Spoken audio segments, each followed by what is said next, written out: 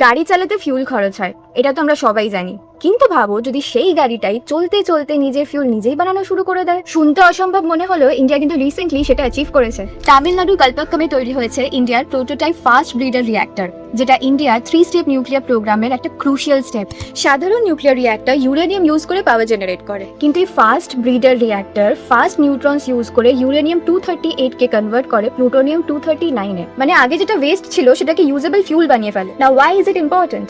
ইন্ডিয়াতে ইউরেনিয়ামের resource limited, কিন্তু thorium অনেক বেশি। ফাস্ট ব্রিডার রিঅ্যাক্টর এই ট্রানজিশনটা পসিবল করে, যেটা ফিউচারে একটা লং টার্ম এনার্জি সিকিউরিটি দিতে পারে। তবে এর কিছু নেগেটিভ সাইডও আছে। এই টেকনোলজি খুব এক্সপেন্সিভ, সেফটি কনসার্নসও থাকে, আর ইমপ্লিমেন্টেশন ডিলেও হয়েছে বহু বছর। তাই এর সাকসেস কমপ্লিটলি ডিপেন্ড করবে ফিউচার এক্সিকিউশনের ওপর। এখন প্রশ্ন হলো, এটা কি ইন্ডিয়ার এনার্জি ফিউচার বদলে দেবে, নাকি জাস্ট একটা অ্যাম্বিশিয়াস প্রজেক্ট হয়ে থেকে যাবে? তোমার কি মত? আর এই ধরনের ইনফরমেটিভ ভিডিওস দেখতে হলে আমাকে ফলো করে নিও।